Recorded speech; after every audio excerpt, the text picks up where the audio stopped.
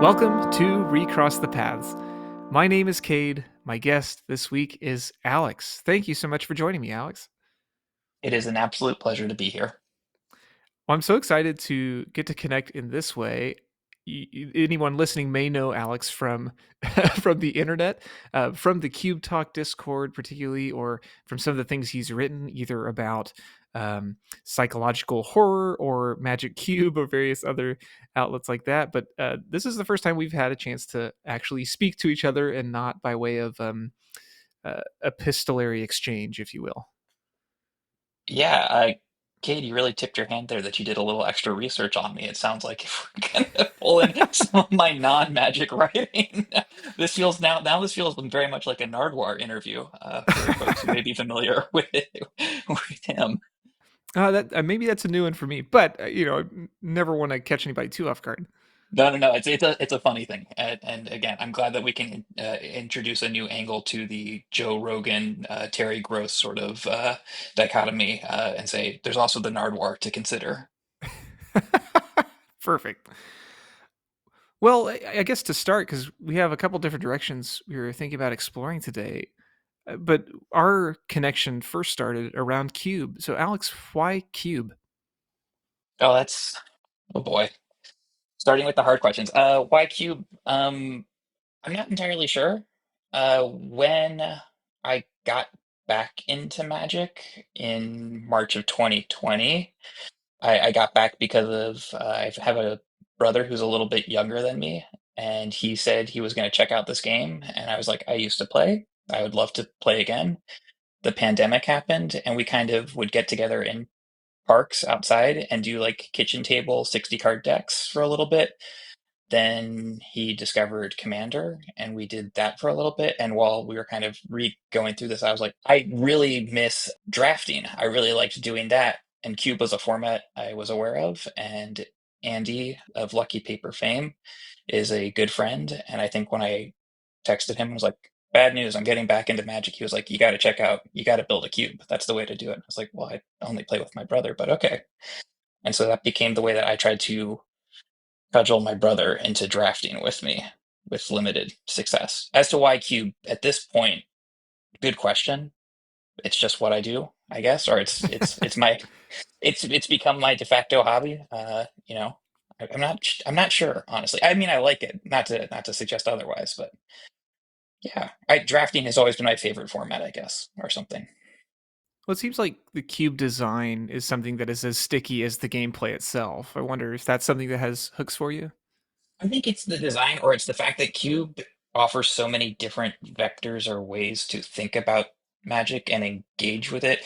To back up a second, so I had reached out to you to ask if you would be kind enough to answer questions or engage in a correspondence for a zine that I make, tangentially about magic or and Cube, or I mean, I guess it is. But I was interested in talking to you about, and this does tie back to the Cube thing in a bit, about the nature of this podcast and how this podcast is about Cube, but it's not about Cube.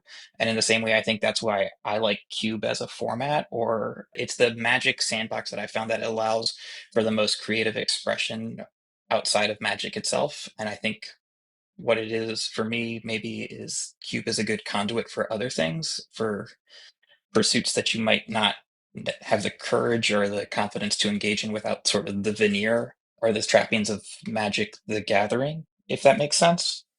Yeah, I wonder if you could speak a little bit more to when you talk about an outlet for creative expression. Do you think that's more for the designer, for the players, for everyone? Like, where does that connect?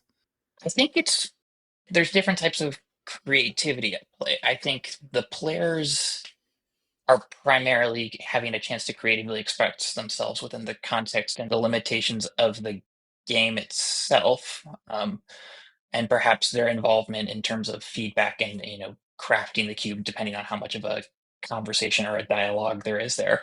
For designers, I think it's everything else. You design, and I will say, and not to really just open up like a series of like different ways that we can take things. I bristle at the notion of calling folks who put together cubes designers, or it endows a greater importance than I think sometimes it warrants, or it feels a little funny to me at least. But what putting together a cube is, or there's assembling a bunch of cards, then there's everything else. There's the presentation of it. There's the way you curate a group. There's the way you interpret feedback. There's the way you make changes. The question was about the sort of the nature of creativity. I think, and we kind of talked about this before we hit record. If you look at my Cube Cobra profile, or my, I guess, the blog on my main Cube, I write typically a great deal when I make changes, largely not about the changes or Magic the Gathering itself. It's just an opportunity for me to write. And for whatever reason, I feel more comfortable writing in that context than I do when I open up a blank pages document or look at a blank piece of paper with a pen. It's this way of creative expression in a kind of, in part because I feel like the stakes are lower, but it's like it allows for a cover to engage in a greater sort of creativity and play beyond the game itself. Do you think writing that way is that largely for yourself, or do you think of that as something that is for other people to digest? I think everything has to be for yourself first, if that makes sense. I think that, in a sense, when you put something on the internet, an audience can find it. But if you're not doing it for yourself, it's a failure within it. When I was in college, I had read the works of this French literary critic and philosopher, Maurice Blanchot, and he has this notion of the paradox of writing. And this is something that has stuck with me ever since I was like 21, 22. But it's the idea that all writing that's intended initially for an audience as opposed to for the self will be ultimately a failure, because if you cannot understand yourself or try and convey the experience of the self, if you're just trying to speak only to what others will want to hear, you're ultimately going to fail, because then there's nothing that you're capturing within those words. And that's a terrible paraphrase. And we're like, what, maybe 5, 10 minutes in, and we've gone very deep very quickly, in a sense. But it's something that yeah, it's for people, and I try, and I have fun when I write these things, or when I conduct myself online or what have you. It's with an understanding that there is a potential audience, or that someone else might need to benefit from this, or wish to benefit from this, or just wish to see what the words say. But there's a lot that's just there for me and my own enjoyment and amusement. And if it wasn't for me, then it wouldn't be there in the first place, if you will. Yeah, I don't imagine there are many folks coming at the cube space for fame and fortune. It's not not a huge readership on those things, but I wonder when writing things like that, when we document our changes in our cube logs, or as we're considering an event post, like a post event write up, like how much of that is something we're hoping somebody gets something from, as much as just a kind of a processing exercise. Yeah, I think that's valid, and I think there's truth to that. And I do think writing for an audience doesn't necessarily mean writing for the like a large audience, or being a commercial success. That would be cool if I could. I don't want to jinx myself or say anything like that, but if I could monetize blogging on Cube Cobra, uh, I guess that would be kind of neat in a sense. I mean, in part because I did do that largely when I was at work. So if I'm taking advantage of company time to get enough money to buy some extra cards or whatever, neat. But audience doesn't necessarily equate to the New York Times bestseller list, or again that we're racking up Joe Rogan style listenership right now, or anything like that. There's a quote that you have on your Cube Cobra profile page from H.P. Lovecraft. Oh geez. Yeah, him notwithstanding, I suppose. The quote I thought was really interesting, especially in terms of thinking about cube and cube design. You suggest by this quote, sometimes I believe that this less material life is our truer life, and that our vain presence on the terraqueous globe is itself the secondary. Can you talk a little bit about why that's the quote that you have anchored there? Okay. Golly. Thanks, Nardwar. And I hope you're familiar with Nardwar's interviewing styles. Um, I'm not, but I'm sure I'm about to be. you should look him up. I mean, he's a wonderful interviewer. They're truly wonderful interviews with musicians. Okay, first and foremost, H.P. Lovecraft for most of his life was a racist, and there is a lot of despicable and bad stuff in his writing. I acknowledge that. I have no problems saying that. I really like Lovecraft's work. I wrote my college dissertation on him. I have continued to write about him in my free time over the 15 years since then. I think that might have been what Cade was alluding to in the introduction. I just want to I just have to state that because I think that both just to be clear who I am and also Cade, so you don't get canceled for having Right, the right. the potential Lovecraft apologist on the show. I can Um, delete the citation if you want. Like we could just no, no, no. It's totally cool. And it's again because I put these things online because it's in part it's a joke or a nod to myself, and it's something that makes me smile. So as to why I have that quote on my Cube Cobra bio, first and foremost, it's so I have a long history with Lovecraft, and for better or worse, a lot of his words just rattle around in my head. I thought when I signed up for Cube Cobra and was preparing to make a cube and amass all of these cards in the name of, playing a game, I thought it was funny to have a quote that speaks to a less material life being the truer life. That there is a sort of contradiction or paradox in saying something along. Sometimes I believe that this less material life is our truer life. Saying that on a website where I am going to be personally documenting my sort of obsession and relationship with pieces of cardboard, that seems very funny. And I yeah. will say I do appreciate some of the cosmic perspective of Lovecraft. I'm not a nihilist and I don't fully ascribe to his sense of cosmic horror. And so in this sense, it's largely there as a joke. I do think it is something to maybe be mindful of, but I will also acknowledge that I love my little pieces of cardboard and I have a confusing relationship with how much value I ascribe to the real pieces of cardboard versus the air quotes pretend ones or something like that. So long-winded way of saying it's largely there because it made me laugh when I was registering a Cube Cobra account. Hey, laughter's important though. Yes. One of the things that you make clear in your work, particularly in Upkeep, the delightful zine that you have put together, is that Cube in a way is a vehicle for so many other outlets. And we talked a little bit about that already, but kind of thinking in that way where as much as Cube itself may be profound, the things that it's getting to or the opportunities it provides may be the most important. I can try and expound upon that, but I think you hit on it right there really. And I think speaking to Upkeep in a sense, this is a zine that I have, I guess I will call myself an editor more than anything because it features the words and works of a lot of other folks. So I can't take full credit, but it is something that I wanted to put together. In part one, part of it was to kind of commit to a joke or a bit because I had made a comment on the Cube Discord, the MTG Cube Discord, the one that's publicly listed, about how it would be funny and neat if someone made like a physical printed, zine devoted to magic. And I love that that zine starts with a screenshot of that message to prove its to prove its origin.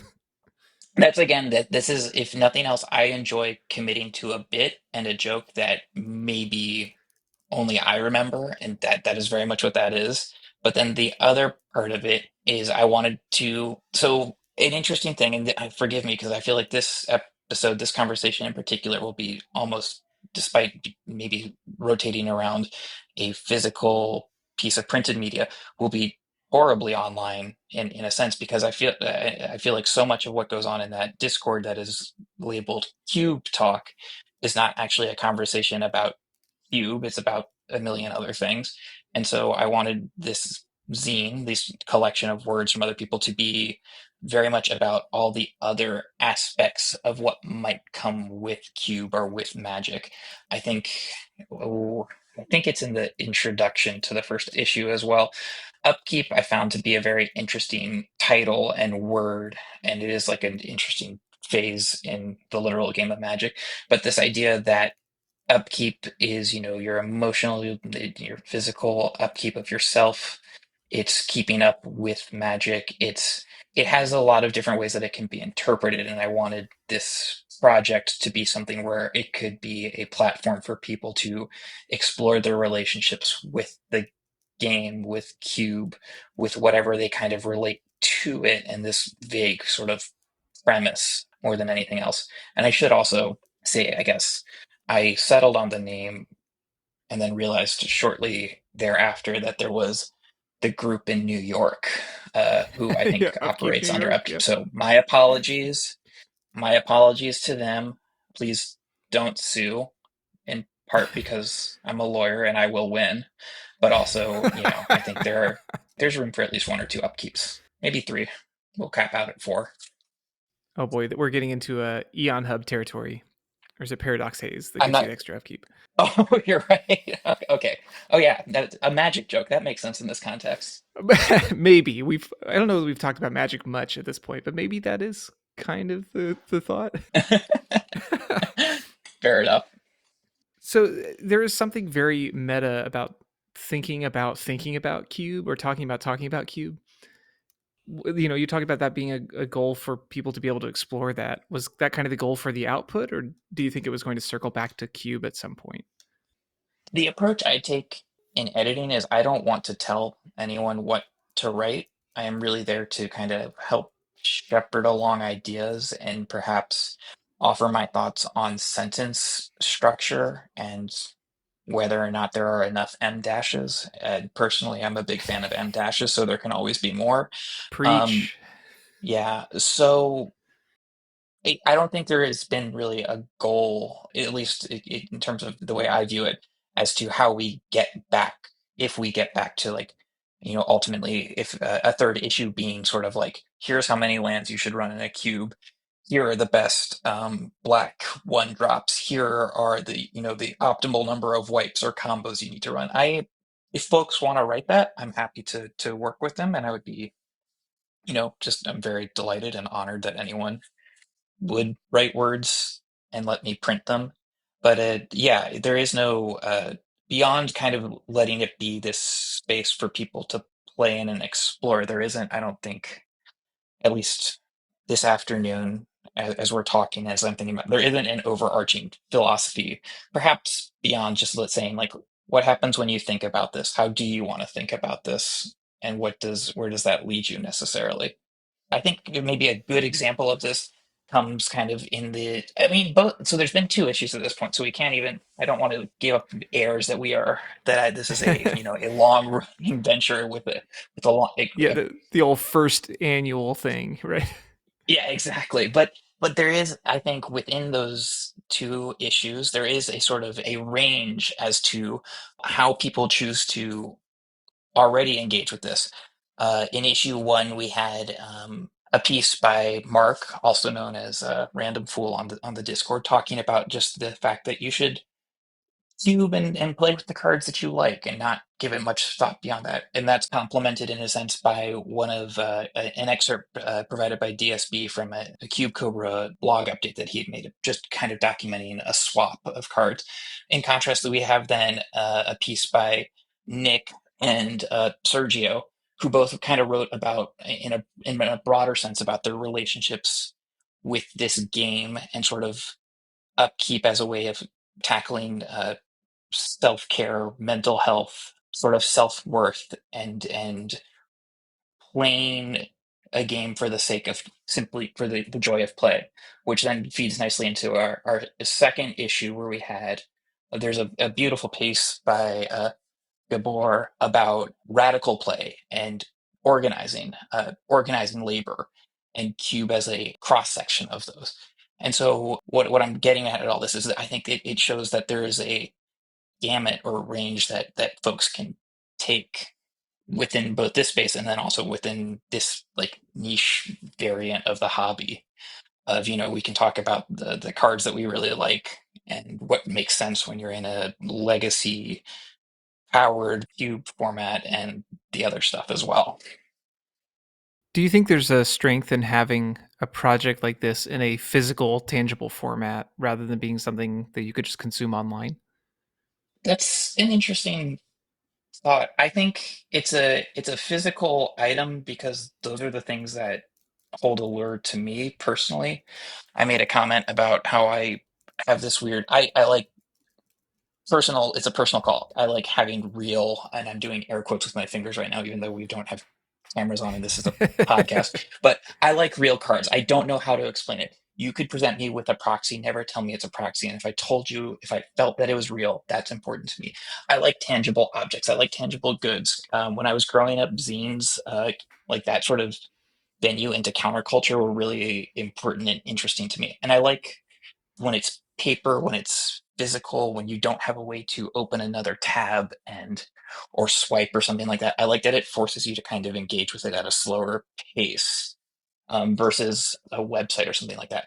The other flip is though, I don't know how to design a website, so like I know how to print a booklet, and it's gotten easier these days since like Adobe now has like a booklet printing option. But I know how to print a booklet, and I know how to go to my office and print off a bunch of copies without anyone noticing. I don't know how to design a web page like Lucky Paper. So like that, the part of it is also just like the practical aspect of it.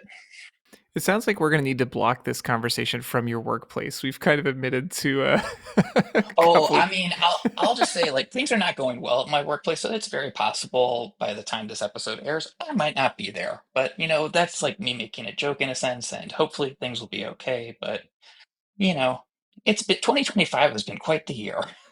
Yeah, well, and hopefully you'll continue to have places to print more things that make you happy.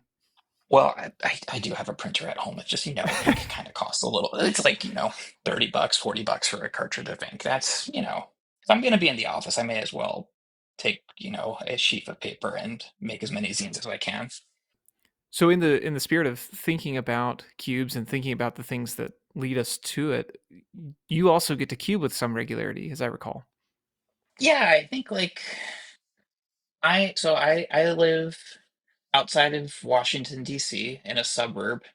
I am too south of Baltimore to go up there with regularity, but there is a group of us. We get together like we aim for every week, but maybe every other week or something like that. And we've got a cast of characters of about a dozen to 2 dozen folks, and most weeks we can get like 4 to 6 of us out, and so that it's nice. It's something that I've followed in the teachings of Lucky Paper and trying to organize a local group, and we have some success with that, which is it's fun to have something to look forward to. Have you been providing cubes for that, or does the rest of the group put that together? We've got a couple of cubes on roster and a couple of folks who have brought them. I'm trying to figure out a way to say this without sounding as if like I giving myself too much importance. I'm the person who got it going on a regular basis because I'm the most comfortable being persistent, potentially annoying in a local Discord of we meet up at a brewery that folks started gathering at by happenstance to play Commander at, which no surprises is a wildly popular format and a huge hit at a brewery. I think I've heard of that one. Yeah, it's very funny. So we're recording this on a Sunday. Our group meets on Thursdays. This past Thursday, 6 of us got together to do a cube draft. As we were, getting it together, there's 30 plus people there playing commanders, and one of the folks who I've known for a few years now was like, "It's wild to think that there's like 200 people in the Discord now." And it's like, yeah, I mean, one, that is insane, but it's like, yeah, and they're all there for Commander, but every week we're like, hey, if you guys don't want to go into the giant back room full of folks firing pods, there'll be like a couple of us doing a cube draft a little later in the evening, so feel free to stop on by. Again, it feels like I trying not to sound like, oh, it was me who built this scene or anything like that, but I was probably one of the early like I will bring a commander deck, and if no one wants to play cube, I will join you all in doing that. But like, if anyone wants to draft, I'm gonna show up at 7 o'clock. Here's all the cards I have, like, and with luck or persistence or just sheer determination, it has been a semi-regular thing for I think coming up on 2 years for a while now. But it's nice, yeah. No, I think that's good, and I want to highlight there for you, Alex. I don't think that's a prideful thing to say. I've championed this thing. So like somebody has to, right? No, yeah, no, Very few cube groups just osmote into existence based on people wanting to. that's true. And Kate, I had made the comment before we started recording about how I only use my computer and speak in the room that I'm recording this in when I talk with my therapist. And I feel like as I was making this comment about how I didn't want to seem arrogant, I was like, oh no, this is like my therapist would correct me on this. And so thank you for playing that role right there. You're right. No, you're right. I've That done was it. it. We've come full Okay, yeah, circle. we really have. This is But But no, I think there's something to that, right? That it does take Mhm. work to get those things off the ground. And I wanted to think about how when you're putting a cube together for fewer than 8 people, that's gonna look a little bit different than some cubes might if you're expecting a full pot of 8 every time, or, you're trying to cater to a particular event need or something like that. I suppose that's true, but I think if you were to look at like my Cube Cobra page and I only have one cube that's 360 cards. I have a smaller one, but if you were to look at that 360 card cube, you would not, in looking at it, get a sense that it was designed with that in mind. That there was some sort of, I guess, some sort of indicator that it's drafted with less than a pod. I think from my personal approach, the way that I've kind of landed on it is I just like accept that there's more kind of wiggle room in there, and that I don't have to see every card every time. So there is that allows for me to be less precious in some regard, but also maybe more precious. A very real example of this is recently, as in this past weekend, literally after we had our weekly draft, I had accumulated a full set of the Titan cycle. I've gotten now foil versions of the core set Titans, and So when good. I first got back into the game, I drafted a lot of Magic 2012 and won 2010 to 2012. The core sets are like some of the best draft formats as far as I'm concerned. Those Titans are the coolest cards in the world. Do they necessarily fit with like my again air quotes like Magic playing preferences or what the cube as a whole might suggest?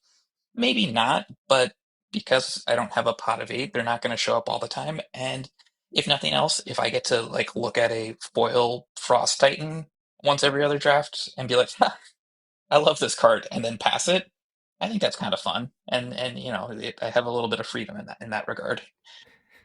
Some people have talked about having some cards in our cubes that they would call art cards, just the things you Mhm. look at and go, this is a fun thing, but then they're not actually for play. But the Titans seem very playable here. I mean, they may well be in this environment in particular. I think the cube I have is largely focused on low curving legacy style vibes magic. Most everything tops out at around 3 mana, 4 mana a little bit.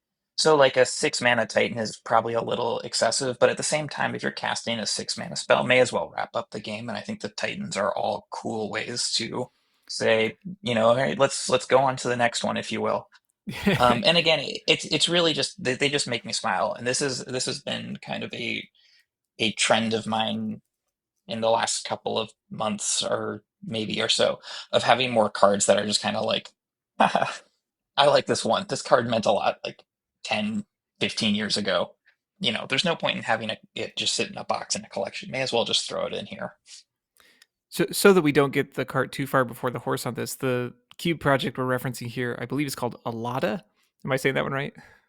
So this is a funny thing is this is again something where I made it's the name is a joke largely or a reference that was made for myself and my benefit. I have never said the word out loud, or I have a lot of sounds right, but I could not tell you the proper pronunciation. You're gonna It hang me out to is dry here, Alex.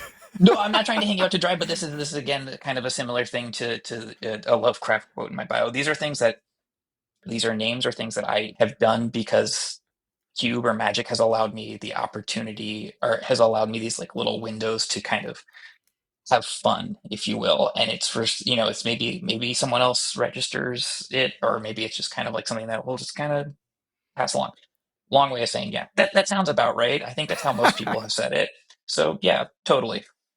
Sure. So, well, so looking at this project and thinking about some of the things you mentioned here, I noticed one of the tags you have on cards is M15. Is that like a marker of age that year forward?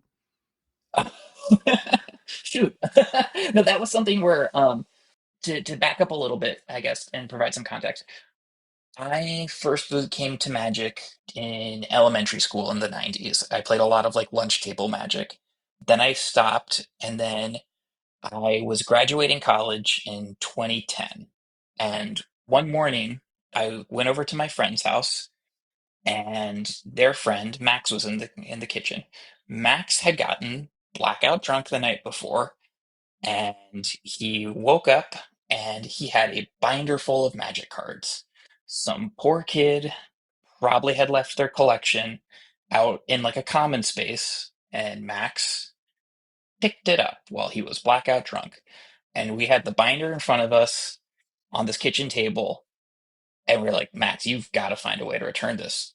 But while they're here, what I remember in particular was there was a lot of Alara. I didn't know it at the time, but after the fact, Alara like Godsire, and you know the art on those cards. Looking at that, I was like, I played Magic when I was in elementary school. These cards look sick. Magic has gotten cool. I want to get back into this. And so after college, I had a friend and we did like kitchen table magic for a little bit. And then he discovered, not the right word, he looked up online how great Dark Ritual into Hypnotic Spectre was, and that just steamrolled the lot of vampire cards I bought off eBay. So I was like, we should find other ways to play. And we were living in Brooklyn at the time, and we would go to a local store to draft. That was kind of, that became our thing. Every Friday we would go out and draft. And I would get just demolished, but we would like leave the draft and be like, hey, it cost the same price of a movie. This was awesome. And that era of Magic then became very special to me. That was, again, those like M12 core set, Scars, drafted through that whole block in the original Innistrad. I love that. And I love the way the cards look. Then I stopped playing for a long while because I was working on a writing project and other stuff.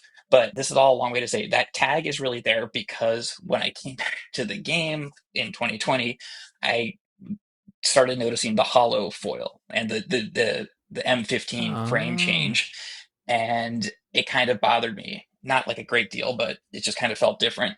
And then recently, I tagged all the M15 cards or cards with that frame in my cube, just to see like, do I have enough cards left over that I could have a smaller project that's like more air quotes nostalgia based, or like again of that sort of vintage, if you will. Usually I'm much more careful about my Cube Cobra fiddling like that and keep it like a private list or something. So again, if and when you happen to look at Nardwar, you'll appreciate this compliment I am paying you. Well, I want to make sure I'm not like catching you flat-footed No, on no, no, no, like, no. hey, here's this clue I'm following. You're like, oh, that wasn't supposed to be Well, there. this is the funny thing is that, again, to the Lovecraft quote or the cube's name, these are all things that like, I guess the whole reason I do them is because I think they're funny for myself, and it is supposed to be like neat that someone notices them. The M15 tag, yeah, that had been within like the last month or so in particular, and so recently, it's like kind of in concert with that, I added the whole Titan cycle. I put a Thrun the Last Troll in the cube recently, stuff where it's like, in part, I'm taking out newer cards because newer cards are a little overwhelming these days, it feels. And then also because it's just like, I don't know. I like the way the old cards looked. I like how like chunky they are. Oh yeah, I mean, give me a retro border any day. That will make me a happy camper. I did want to ask about, particularly with this project, you have a restriction to not include any supplemental products or cards that have been first printed outside of a standard printing. Can you say more about that decision? Sure, I can. I will note that I run Scavenging Ooze, which was first printed in the original Commander product. But so I'm a little, I guess Scavenging Ooze gets a pass. It's again, it ties into Because this it's this been this printed in every core set since then. Yeah, and the card rocks. But like, boy, do you remember if I recall correctly, you were playing around 2011, 2012, right? Shortly thereafter, yeah, I think Okay, shortly 2013 might have thereafter. been the other one for Okay. me. But there was a media promo of Scavenging Ooze. Yeah, there's that as well. But I just remember, gosh, people like at that time when that card was first spoiled, people were like, "Oh, this is gonna really mess up Legacy," and I was like, "Well, I'm not smart enough to play Legacy, but okay, if you say so." And now it's just turned into this like kind of beloved card to me. But as to the restriction itself, so in part this ties back to this weird mental hang up I have about realness and like what I perceive it means to be a Magic card. Going back to like 2011, 2012, I remember when Baleful Strix was first spoiled or released, or when one of the Plane Chase, like those cards. But it's something I don't know how to articulate it. Something about the Plane Chase set symbol, literally just the set symbol of the card. I was like, oh, these aren't Magic. Like it's for a different game that's kind of Magic, even though I still don't even really know what goes on in Plane Chase. But it's something where I was like, ah, it doesn't feel. It didn't have I didn't get to draft it or because my store didn't offer it or whatever. It's this very bizarro sort of distinction that I made early on, or like that I was aware of. I did run a number of these cards. Like I did run Baleful Strix in particular for a while, and some similar other like Modern Horizons 1 and 2 cards, because a lot of those cards are really cool. And then I think kind of when Lord of the Rings was spoiled and released, and that it was going to be modern legal, but it has, and again, this is such a silly thing, that little triangle hollow mark at the bottom of the card Yeah, the bothered me. But foil stamp was different. Yeah. the foil stamp was different, the frames felt different, and I had Orcish Bowmasters in my cube for a hot minute or two. And it's a very cool card. I think it's really neat. I love watching Bosch and Roll videos and watching him play it or have it played against him. But it just didn't feel, for whatever reason, it didn't feel right or good to me. It was, I don't like this mixing of flavors or things like that, if you will. And so thankfully, because they just ratcheted it up to such a degree, it's gotten easier to feel good about that decision. But it all feels like noise and distraction in a way that I am someone who is terminally online and like very aware of and kind of enjoy following along with cards and new developments and things like that.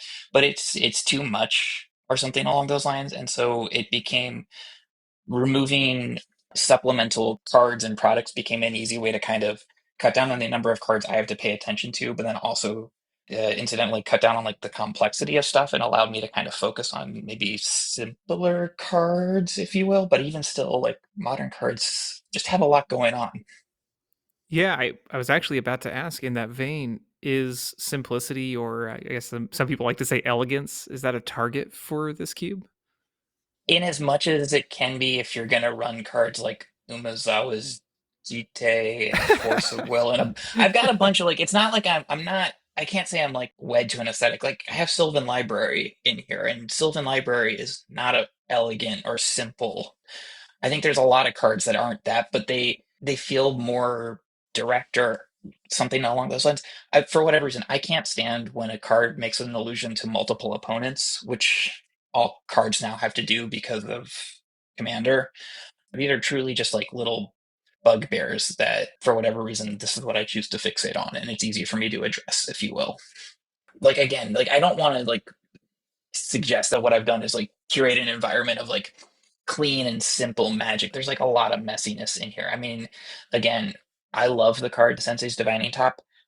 Every time someone plays it and you're watching them like take a minute to do the steps Mhm, because mhm. it's their right, you're just like, yeah, this is it, that card is so cool to look at. I hate it so much. Things, things of that Who put nature. this here? Yeah, exactly.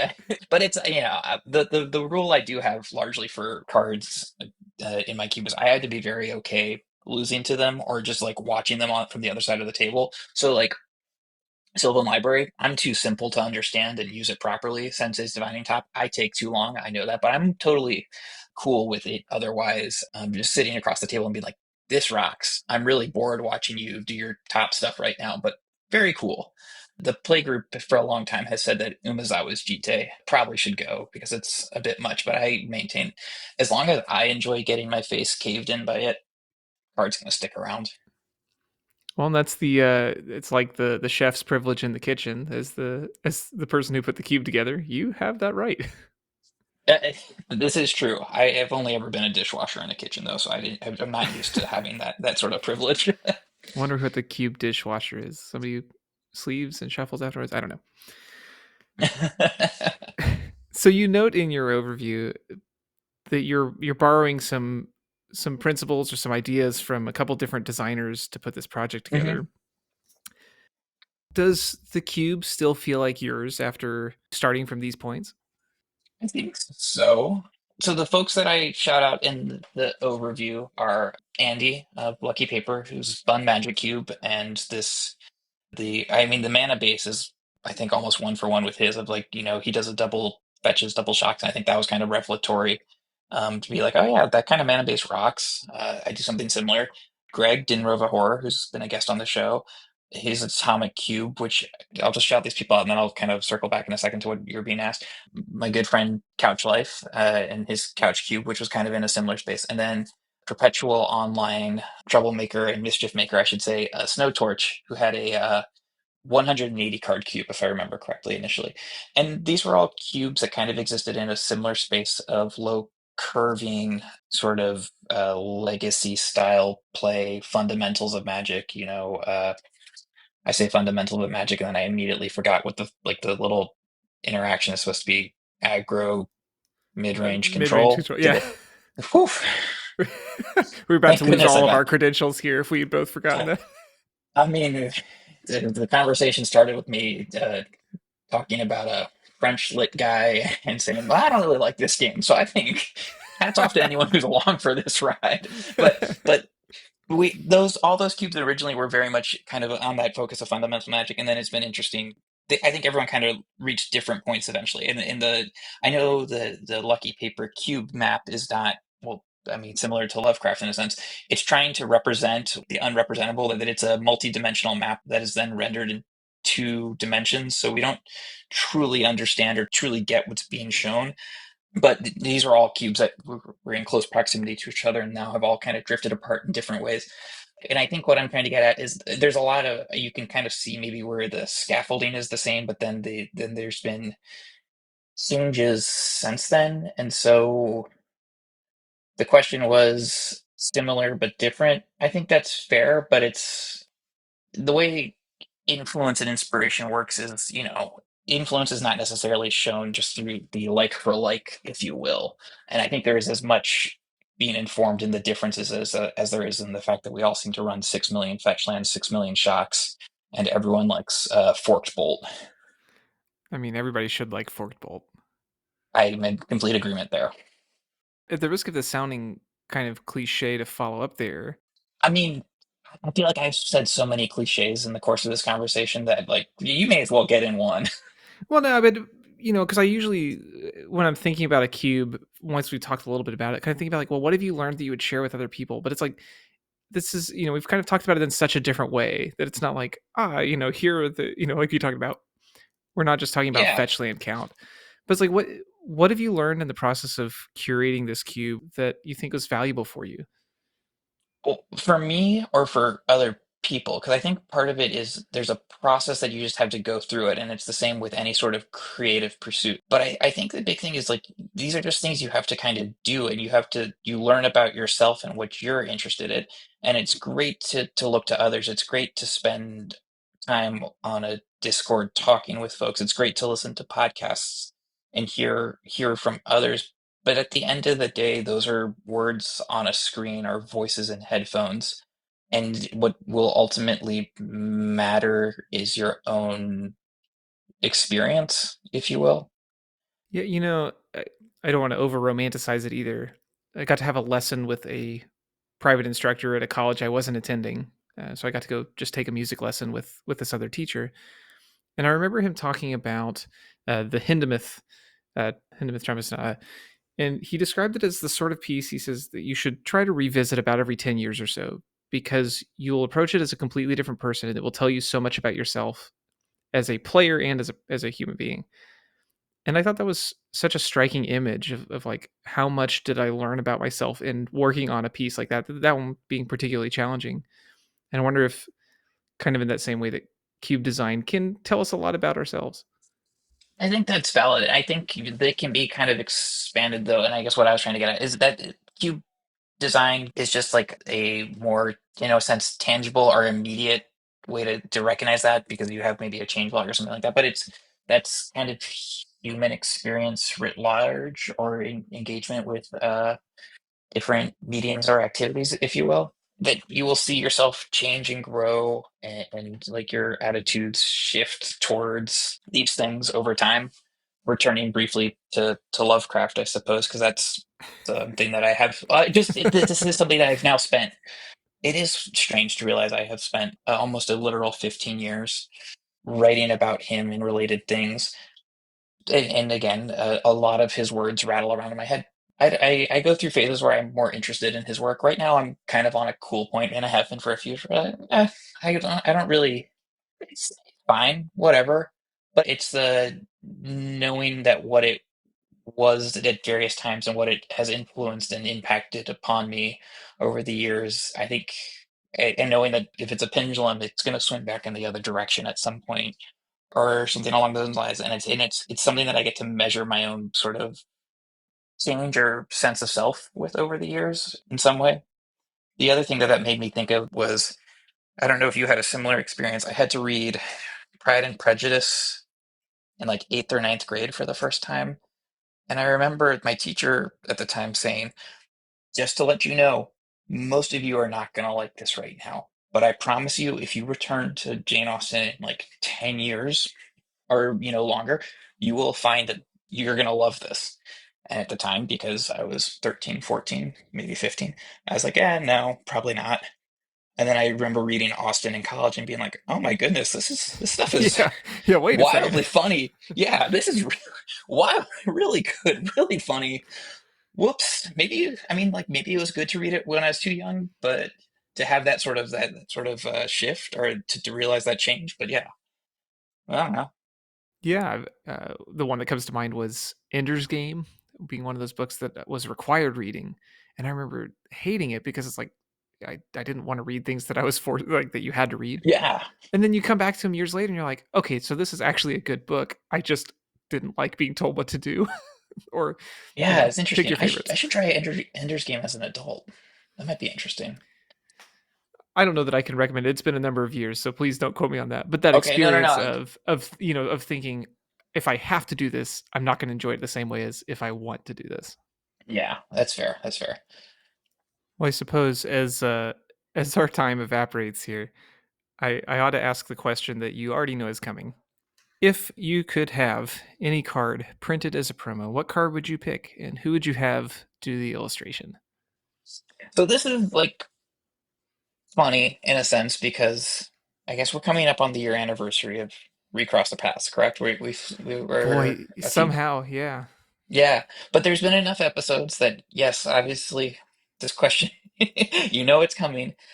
I feel like there's been.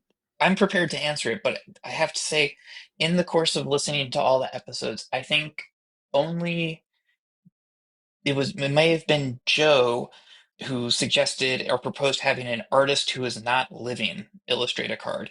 And so I'm going to answer this question, but well, I guess I'll leave this out there for perhaps future guests or for UK to kind of to consider if the question has to be tailored. Like, how tied to reality are we in this question? Because I don't think Wizards is going to call me anytime soon. But so I say that to say the card, I have known what the card has been since I first, I guess, listened to an episode of your podcast. And I was like, "Okay, if I'm ever going to do a promo card, it's going to be Chub Toad. Chub yeah, oh Toad yeah, is Chub Toad is a Ice Age common. It's two and a green for a 1/1.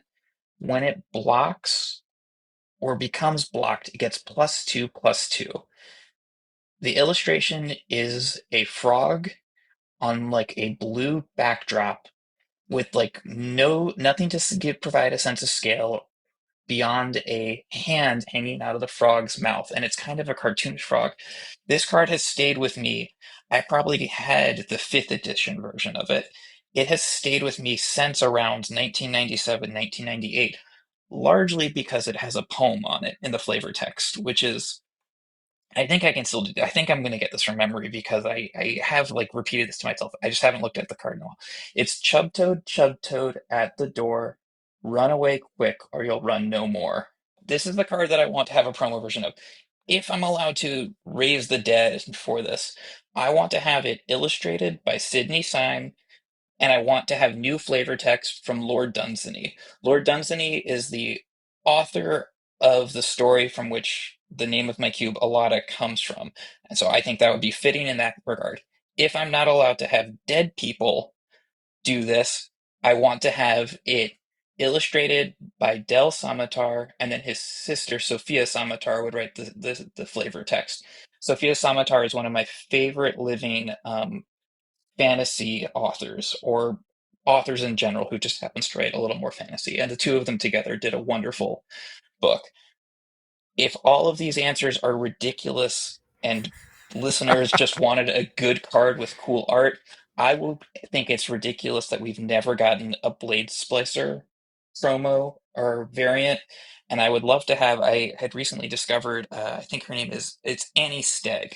She did a couple of cards and foundations and then had a pretty neat looking one from the new Dragon set. So, yeah, those are all my answers. That's a good selection of answers. Oh, I I've had like a year to prepare for this.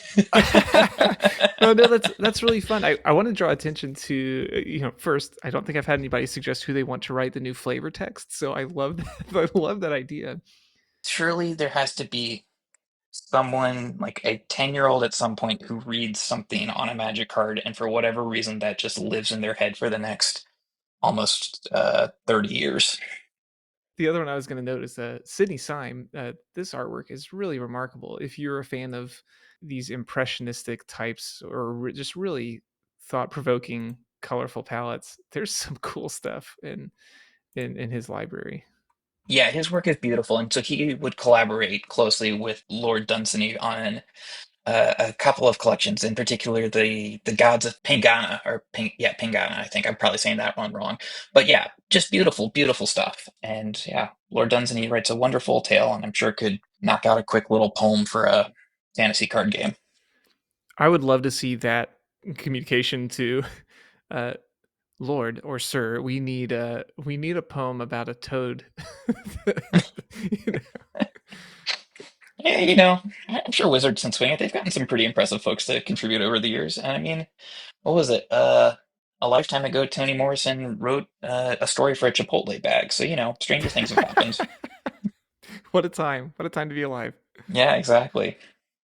Alex, this has been a joy for me. And, as we were talking about even before, it's just fun to get to chat, explore so many different avenues. If folks want to follow up, learn a little bit more about Alatta, maybe just see some of the other things you've been working on, where should we point them? So I am on Cube Cobra and on the Cube Discord. What is it called? MTG Cube Talk, the one that's I Yep. think publicly listed on Reddit, which is how I found it. On Cube Cobra and on the Discord, I go by the name Alveric, Alveric. Again, another word that I never thought I would say out loud, and another Lord Dunsany joke for myself. But so Cube Cobra is a good way to see that. Discord, it is a good way to talk to me if you want to. It's also, I guess, how you would if this zine that we've alluded to a few times, if that seems interesting, that's probably the best way to get a copy is to find me on Discord and drop a request over there or something like that. Perfect. Well, and I'm so appreciative of you taking the time to do this too. I know I had such a good time writing back and forth with you in preparation for the second issue of Upkeep, but it's nice to just take a moment and share some thoughts over tea here. So, thank you, Alex, so much for being part of this. It's been an absolute pleasure, and yes, Cade was kind enough to answer some questions in the latest issue of Upkeep, and is just as eloquent in the written word as he is the spoken, and it was a real pleasure. So thank you very much for that. Not too much. Well, hopefully more opportunities in the future, whether written or verbal. But thank you, Alex. My pleasure. Thank you as well.